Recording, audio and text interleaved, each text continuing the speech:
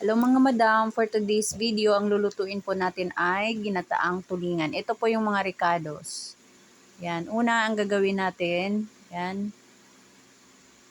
Yan, ilagay natin ang bawang, sibuyas, luya. Yan. Lagay natin ang isda, ipaibabaw natin yung isda. Ganyan, ayusin mabuti po para Tapos pa natin ilagay ang habang sili. Yan. Kamatis, siling haba, yan. Luya, lahat na po, yan. Lagyan natin sa ibabaw, yan. Para sumuot po ang lasa. Ganyan.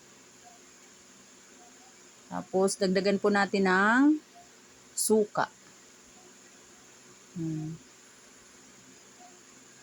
Kunting toyo.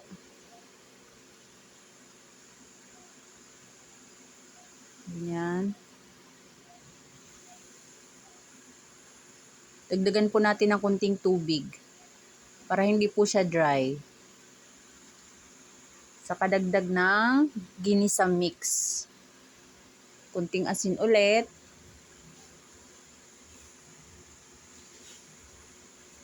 Dagdag ng paminta. Saka po natin isalang. Yan, dagdagan natin ng dahon ng laurel. Yan, para masarap siya mga Mars. Yan, tingnan nyo po. Yan, kumulo na siya. Hinaan natin ang apoy. Yan. Tapos idagdag po natin ang kokomama, coconut milk. Yan. Dagdag natin yung coconut milk. Yan. Yan.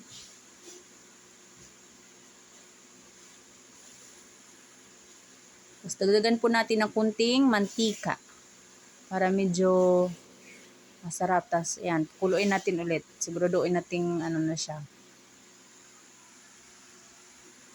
Yan, luto na po siya. Yan. Yan po ang ating ginataang tulingan. Yan. Napakasarap po niyan. Yan.